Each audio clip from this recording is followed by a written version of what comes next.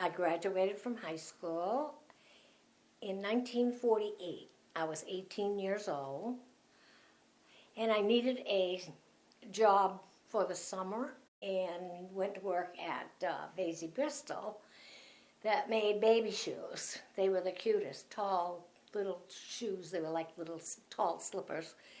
And I worked there until they closed. And then when they closed, I went to work on Willow Street for Norwalk Shoe. And I made boxes there also. As a matter of fact, when the mill closed, the first mill closed, they had me, they fixed me a job at the other store so that I could continue working. And then that, let me see, I stayed there until I got married. And I got married, and then that was the end of my shoe career. That was my very first job doing physical labor. And I really found it very, very difficult. It was the first big job I had, and I thought, oh, I don't know if I'm ever going to be able to do this or not. But anyway, it was a very short time that I got used to it, and I really got good at it, evidently, because they were very, very good to me, and I enjoyed it. It was fun. But anyway, the people that I worked with, it was a lot of fun. It was not grueling, and they were very good to the help. I had a great boss. I can't remember her name. I know her name was Betty something. But then I also had some wonderful, wonderful workmates. I worked with a Jeanne Commier, and she made shoes also. Lawrence Demo was the maintenance man. I remember him very well because he was so helpful when anything that broke down, he was able to repair, and he did a beautiful job with that. And then, let me see, I think that there was a Fred Trottier that was a boss upstairs, and I think that he was the boss of the Stitchers. I'm not absolutely sure, but anyway, he was one of the bosses, I do know that. And Mr. Gatlin was the boss of the whole factory, and he was very, very nice, very distinguished gentleman, very, very nice. And it was a fun place, and I felt really bad when they stopped working. But then I went to work at the other shoe factory, and Bucky Quinn was my boss at that time, and he was wonderful. He really, treated his help very fairly, and it was very good. So I worked there until I was married, and then I had children and stayed home with them until they were able to be driving themselves places and so forth. Went to work for Dr. Gould. And I guess probably that sums up, what I have done. After I got discharged from the Navy, I went to the University of Maine. I spent 2 years studying electrical engineering. Well, in the meanwhile, I got married to my wife, and we had a daughter, and I couldn't afford to go to Maine anymore, so I went over to Norwalk Shoe on Spring Street, and I was interviewed by a gentleman named John Powers. So he offered me 50 cents an hour to start, and I said, well, I can't live on 50 cents an hour. And I got up and started to walk out, and he says, hold it. He says, I'll give you 60 cents an hour. I says, okay, I'll accept it. So they took me up in the factory and showed me where I was going to work. So the next day I went to work at 60 cents an hour, and my description of my job was floor boy in a stitching room. Well, I worked there for 3 months at 60 cents an hour. And the foreman they had decided he didn't want to be a shoeman anymore. And he opened up a tobacco factory, tobacco store. So they came to me and they said, Elwin, would you like to be foreman? I said, 3 months, and you want to make me a foreman? So they said they'd pay me $41.25 a week. So I says, fine. So I accepted the job after 3 months as being a foreman. Well, we were making 120 cases of shoes a day at that time. And the shoe factory wasn't too big. So we kept expanding and expanding, and we got up to 400 cases a day at 36 pairs to the case. One year we made almost 7 million pairs of shoes in 1 year, and they were loafers. They weren't no tie shoes or anything until we'd been there a while. We put in a boot section. We made boots with 7-inch high sides, and we had that. And in the meanwhile, in 1951, Uncle Sam says we need an electrician in the Navy. So I got a letter from Zimmer.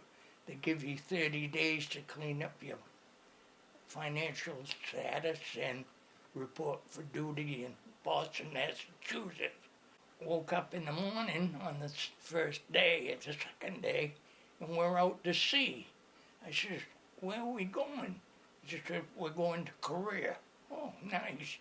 So first thing I know, we're going through the Panama Canal, and I spent 15 months in Korea, bombing the coast, off and on, and finally I got discharged from them in May of 52.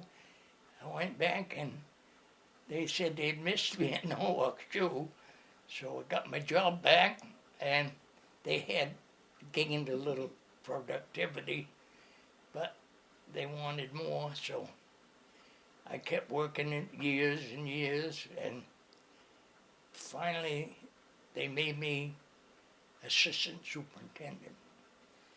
Yeah. After I'd been superintendent for a while, the superintendent retired, and I took over the job.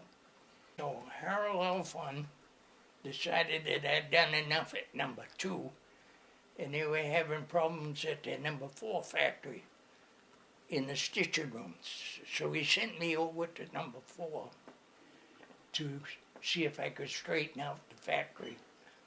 So after I had been there for 2 years, things were running smooth again, and they were having trouble in their North J factory in the stitching room. I was pretty good at being a stitching room man because that's where I was brought up, in the shoe factory. So I went over to J for 9 months. I straightened that place out. And then Harold said they wanted to build a factory down in Alabama. So Jim Dowdy and Jim Dowdy was working in Norwalk at some capacity. So we went down to Alabama. I can't think of the name of the place now, but we put in the foundation, built the factory, hired all the help, got everything running, and after we got things going, they sent me back to Skowhegan. I had met this gentleman I made friends with in Columbus, Ohio, and he'd heard that I had quit my job at Norwalk Shoe. So he said, there's an opening. They need somebody that has your experience working at a shoe factory in El Salvador. So they made arrangements for the both of us to fly down, and I was interviewed by the owner and his assistant, and they offered me financially what I wanted. So he said, the job is yours if you'd like it. And I said, well, I've got to ask my family. So we came back to Maine, and we took a vote with my 4 children and my wife, and the vote came out 4-2 to go. The 2 oldest ones were married at the time, and they didn't want us to go to a foreign country. So I ended up in El Salvador. And in the meanwhile, we bought an automobile and a house, and we were enjoying life. And one morning, we had gone to church at the 8:30 Mass, and at the 10 o'clock Mass, some gunmen came in and shot up the church and killed 4 nuns. And we decided then we'd better go back to America. We got ready, packed up, then they sent all my stuff back to Maine. And in the meanwhile, when I got back to Maine, some gentleman from the Bangor Daily News came in and interviewed me about my time in El Salvador, and Harold had got in touch with it. So Harold called me, that's Harold Elfont for Norwalk Shoe, wanted to interview me at his camp out on the Belgrade Lakes. So at the age of 61, I retired, and my 2 younger children, my son was called Skipper. He graduated from Colby while I was there. And the year my youngest daughter graduated from Thomas, that's when I gave my notice. I was only 61. So that's about my experiences with Norwalk Shoe. When a person was looking for work in the shoe factories, they would go and stand in the corridors of the shop, and the personnel would come in and take whoever they needed that day for a certain job. If you were not hired that day, you could keep coming back until something came up. You did not need to fill out a resume as you do today. After being hired, you needed only to fill out the proper paperwork at the office. My first job was working on what was called hot blasting. My next job was called bottom wash. This was where the shoes were cleaned before being packed. This consisted of washing the bottoms of shoes that may have gotten cement or black marks, etc. There was 36 pairs of shoes on a rack, starting with size 4 and going up to the largest size they made at that time, I think was a size 12. Now I am sure most factories start with a size 6 and up. Very few sizes 4s and 5s are made today. Later I was to work on sock lining. This job consisted of adding a lining in the shoe with the name of the shoe usually printed on the sock lining. You could put several linings in the shoe by lining them up in front of the workplace and then insert them in the shoes. This saved several minutes. I worked on these jobs because I was not yet 18 years old, and that was required before you could work on any machine. Later I was to French cord stitch and backstay. I was usually always on French cord unless there was little work, and because I was the last one on the job, I was the one taken off and moved around to whatever job needed to be done. I guess this is not done today. French card is the material that goes on the tops and around the shoes, and after it's French carded, goes on to a job called turning. This is where the French card is turned with glue and goes to the next job that is called one roll, where the French card is stitched in place. In those days we worked in whatever jobs we were needed. Now one will no longer do that. I was glad just to be able to work. I had several jobs when French card was low on work, as there were 8 or 9 girls working on this job. Also at this time, only women did these jobs. Not sure today if men are hired for this or not. We were busy and worked hard, but also found time to have fun and make many new friends. We are still friends today and try to keep in touch whenever possible. Work days were either 8 hours or 9 hours long, depending on the job and what work needed to be packed and shipped by that day. My husband was a plant manager, and many nights had to go back into the shop late at night if there was a third shift working, and sometimes there was, but not often. There was at one time a new lasting machine, and there were often problems at the beginning with this machine to iron out the problems. He could be gone for 2 or 3 hours depending on the problems. And I should add that I only worked about 5 or 6 years in the shoe factory. I worked for Norwalk Shoe for some 25 years, starting out as a piece worker.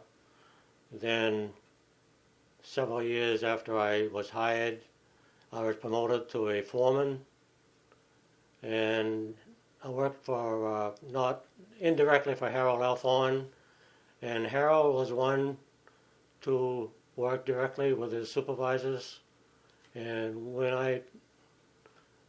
I was a foreman, he called me into his office, and he told me that he always starts his foreman off at $75 a week, but because I had a future in the shoe business, he was going to start me off at $85 a week.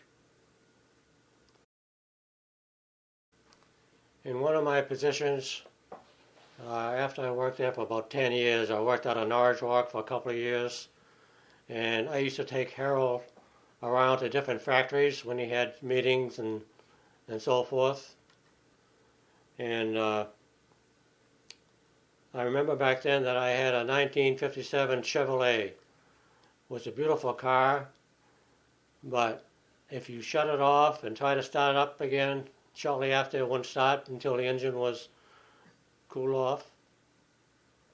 And one time, Harold and I sat in the car for 20 minutes in a 0 temperature, and he says, "Paul," he said, "why don't you trade this car in?" And I told him that I would trade it in if you give me a raise. And I believe Harold did a lot of good things that nobody hears about. He used to give out trips to ball games to anyone that worked for him, being the Red Sox or the football team, the Patriots in Boston. He sent umpteen people to the World's Fair in New York. I can't remember what year it was. And that was a 3-day trip, 63. all expenses paid. And he done a lot of things for people that were down and out.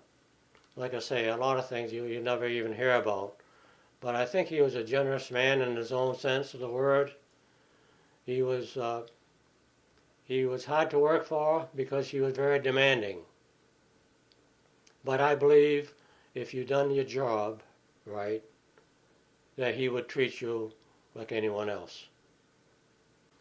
Harold was one to have outings for his office people and supervisors every year in Belgrade.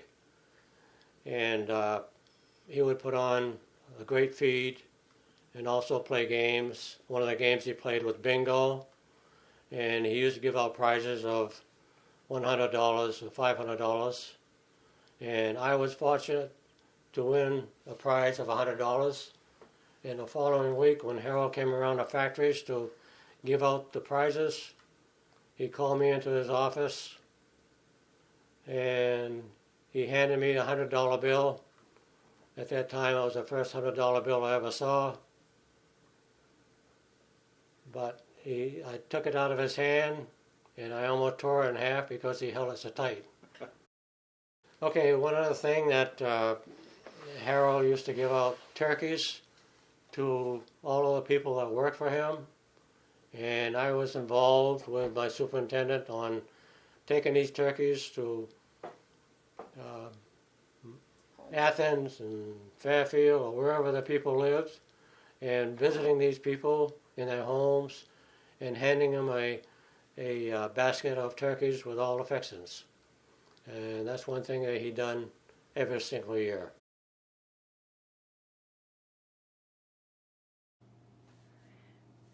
I started working at Norwalk Shoe in the last part of '58.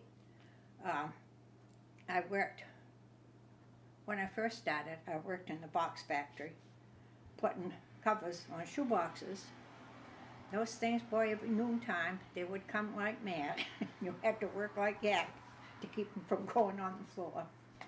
Then I went into the office. I worked in the office for payroll. I did payroll for quite a few years. Then I would have to go upstairs. I'd have to go out in the factory whenever they made mistakes on their slips. We'd have to take it out to the workers and have them fix it. Every time I was going to have a child, I would go back to work, but I would have to work in the factory until an opening came in the office. So I worked on sock lining, putting sock linings in the shoe. I worked on washing bottoms, which I did like that job. And that's what I would do every time until I'd go back into the office. The pay was, to us back then, the pay was pretty good. I would clear up maybe $47 a week. And if I got to work overtime, which I did most of the time when I was in the office, I would get $57 a week. Because then we thought that was a lot of money. My favorite part of working there was when I would go out and work on the switchboard from 11 to 12 while Sally took her break. And I really did like doing that. Once in a while I'd have to go to Norwich Walk or number 4 to help out. But I can't remember what year I got done. That's it. My name's Larry Bono, and I'm the oldest son of Virgil Bono, who worked for Norwalk Shoe and Dexter Shoe many, many years. It's kind of interesting because my dad was a foreman and worked for Norwalk for a long time with Norman Worth. And Norman decided to leave Norwalk and go with Dexter Shoe, and had told my father when he left that he would be back for him. My father kind of didn't believe that would ever happen, but I remember Norman pulling into our driveway one night and talking with my dad and told him that he'd like him to leave Norwalk Shoe and go to work at Dexter Shoe in Skowhegan, Maine as a stitching room supervisor. There were 5 of us kids, and he had worked for Norwalk many, many years, I think 20 or so, and he was uncertain whether he should accept the position or not. And I remember him talking to my mother, and with 5 boys to feed, he came up with this plan that he was going to give them what he thought was an exorbitant amount of money to go to work for Dexter. And lo and behold, they accepted his offer. So he actually left Norwalk and came to Dexter Shoe, and he ran the top 2 floors in Skowhegan. From all my understandings, he was adored by the women that worked for him. I see a lot of people where I work now, and they're like, your father was Virgil? Oh my God, I loved working with him all those years. So my story with Dexter started when I was a junior in high school. I would work occasionally pulling lasts. I worked the overnights where we would restock all the shelves for all the materials that needed to be put in the shoes the next day. Everything was very organized because those workers had to be able to pull those materials and get them to the floor where they needed to be in a timely manner so the production line would stay operating as it should. So I worked there my junior and senior year, and then it came time for me to make a decision when I graduated, what was I going to do? And quite honestly, my parents didn't have the money to send me to college. I didn't have the money to go to college.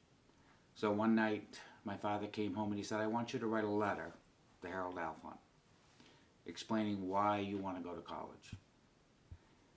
And I actually did that, and lo and behold, got a call, or my dad did, that Harold wanted to meet with us in Dexter.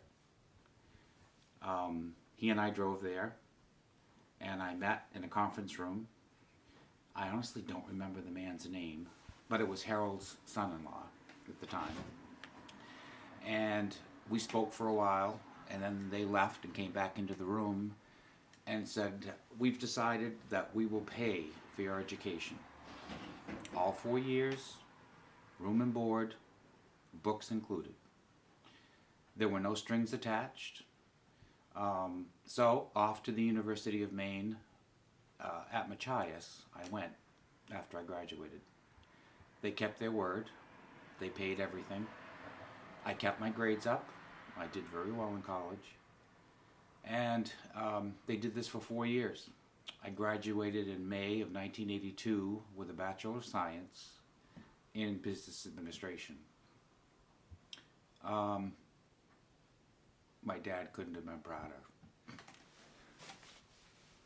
After that, the economy was really bad then in 1982. Housing interest rates were 18%. There were no jobs to be found. And I remember, I don't quite know how it worked out, but I ended up getting offered a job at Dexter Shoe even before I graduated. Didn't have to accept it. It wasn't a precondition for them paying for my college. But they wanted me to go into their management trainee program. I accepted that and started in May of 1982, like 2 weeks after I graduated from college.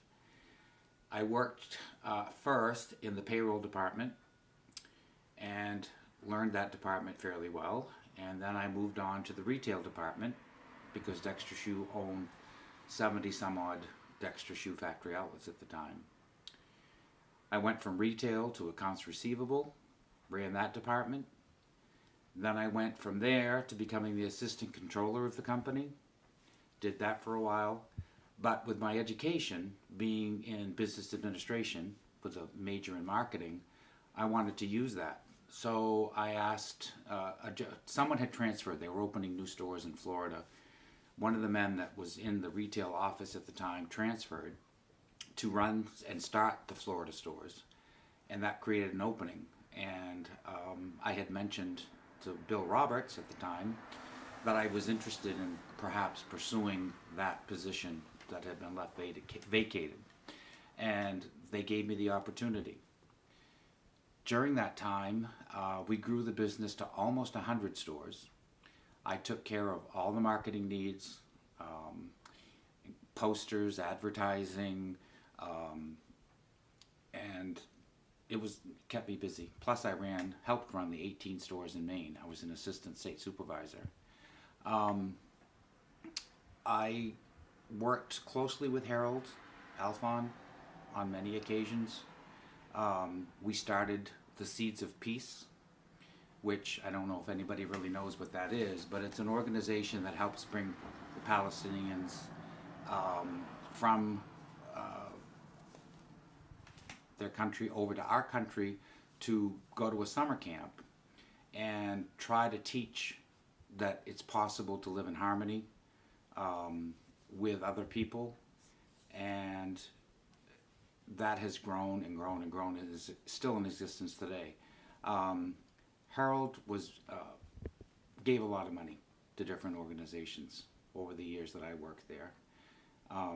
It wasn't widely known. He'd like to keep things close to the vest.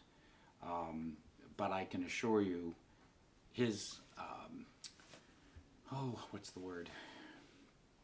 cooperation with the University of Maine, in Orono, Colby College, and many others, they received a lot of money from him. But he always had the attitude that I'll help you, but you've got to help yourself. So we never gave handouts. He would say, I'll give you X amount of dollars or I'll match what you make. So we never just kind of gave it. He made them work for it as well. Harold and his family and Peter Lunder, who was the president of Dexter Shoe, also the nephew of Harold Alphon, were tremendously great people.